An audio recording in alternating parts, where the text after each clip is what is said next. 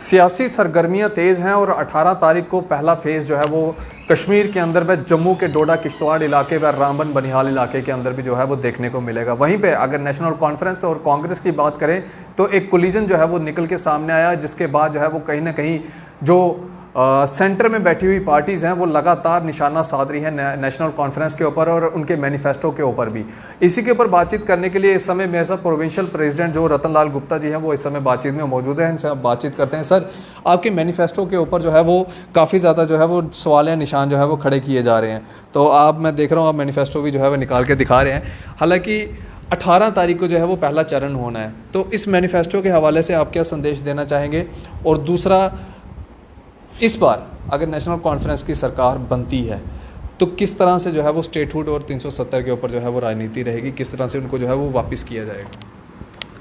देखिए, national conference ने जो अपना मैनिफेस्टो अवाम की अदालत में पेश किया है, मैं समझता हूँ कि ये प्रो पीपल है, प्रो यूथ है, प्रो लेडीज़ है, प्रो ट्रेडर्स है, प्रो इंडस्ट्रिस्ट है, प्रो फार्मर्स है।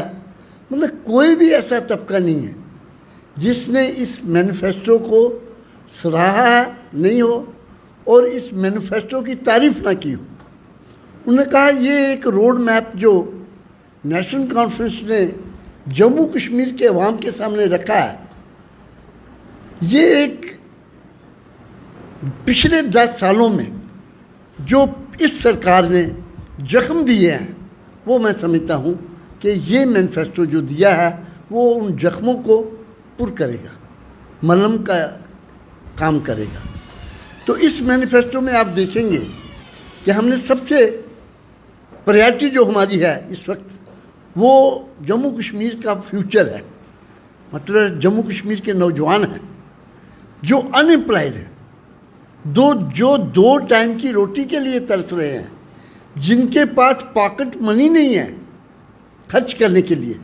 पहला प्रोग्राम हमारा यही होगा कि हम 1 लाख जॉब जो हैं वो जम्मू कश्मीर के नौजवानों को देंगे।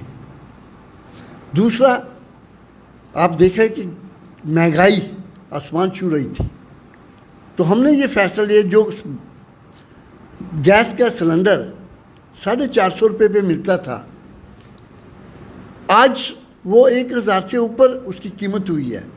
हमने फैसला लिया है कि हम जो economically weaker section house hold होंगे, हर घर को हम 1 महीने का सिलेंडर मुफ्त देंगे।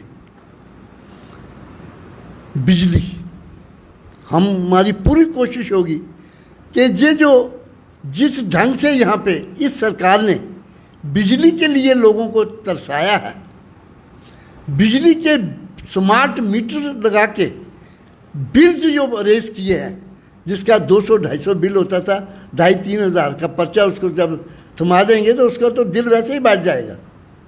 तो हमने किया कि 200 यूनिट बिजली फ्री हम देंगे और हर एक को, यानी कि भाई बीकर सेक्शन है या रिच सेक्शन है, हर एक को हम 200 यूनिट बिजली फ्री देंगे।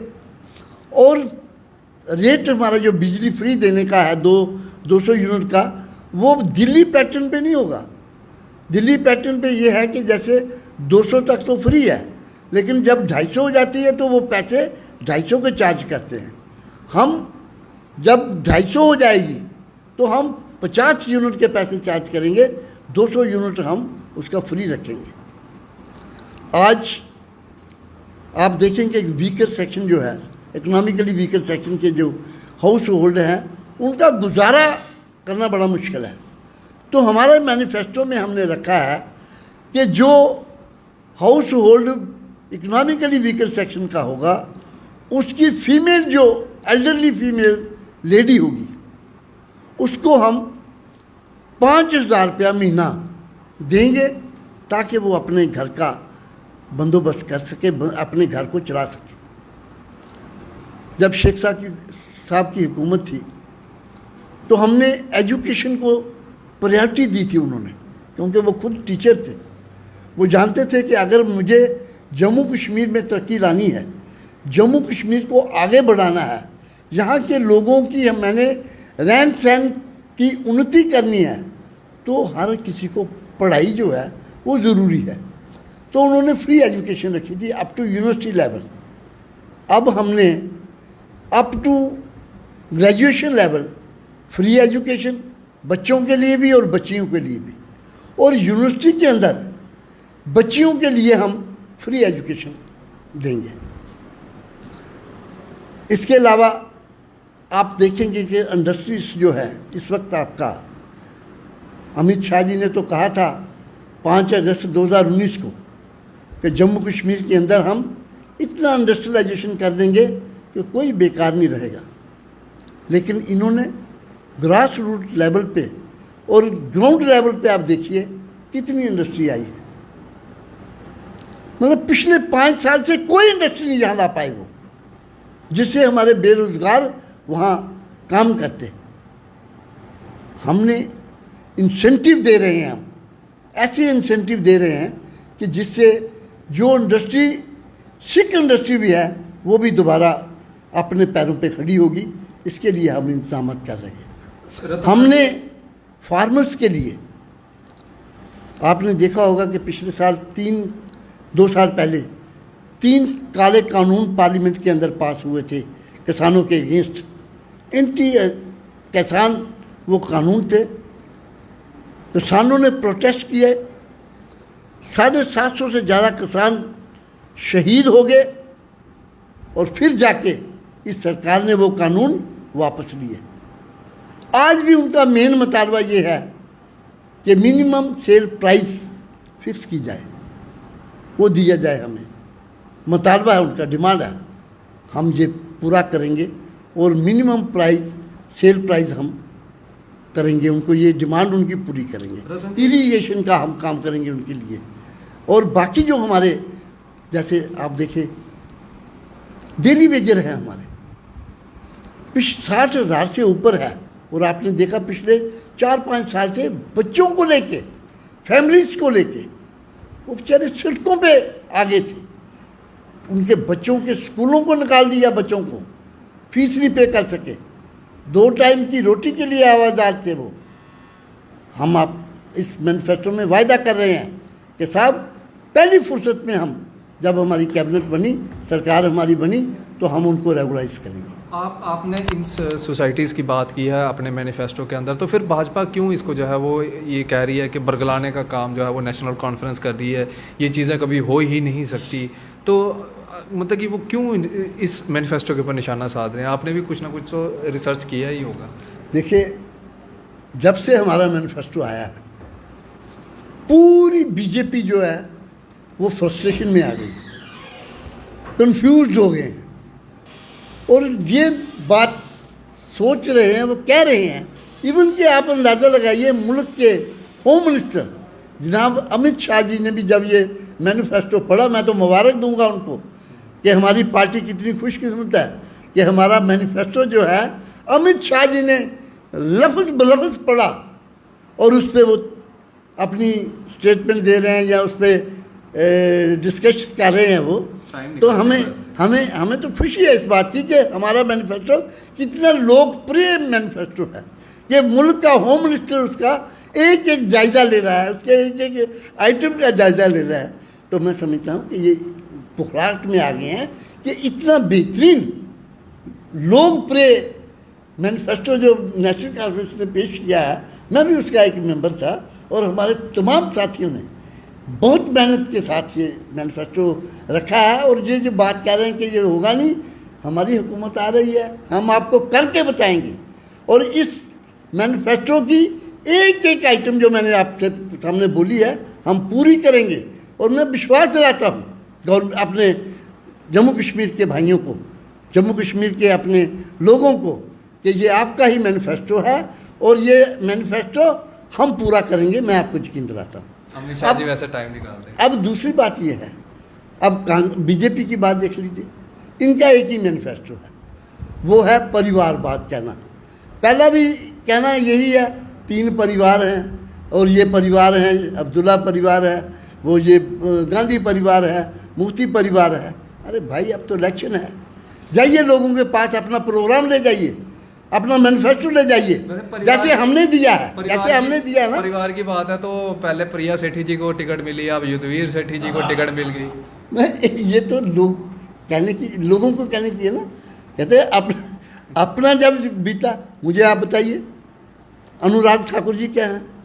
उनके पिताजी चीफ मिनिस्टर नहीं थे? वो नहीं है परिवारवाद। राजनाथ सिंह जी वो परिवार नहीं है, उनके लड़के यूपी के अंदर मिनिस्टर हैं, क्या परिवारवाद नहीं? ये बात कहने की है कि भाई परिवारवाद मैं रोक रहा हूँ, ये कर रहा हूँ। इस वक्त तो इलेक्शन है भैया।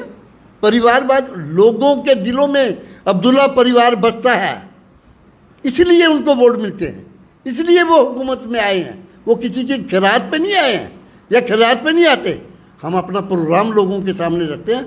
जो कुर्बानियाँ अब्दुल्ला परिवार ने दी हैं जम्मू कश्मीर के लिए, वो तो सुनहरी अक्षरों में लिखी गई हैं जम्मू कश्मीर के इतिहास में, और उनके बिना जम्मू कश्मीर का इतिहास अधूरा है। आप क्या बात करते हैं? 22 साल शेर कश्मीर जेलों के अंदर रहे, उनके कई साथी अंदर रहे।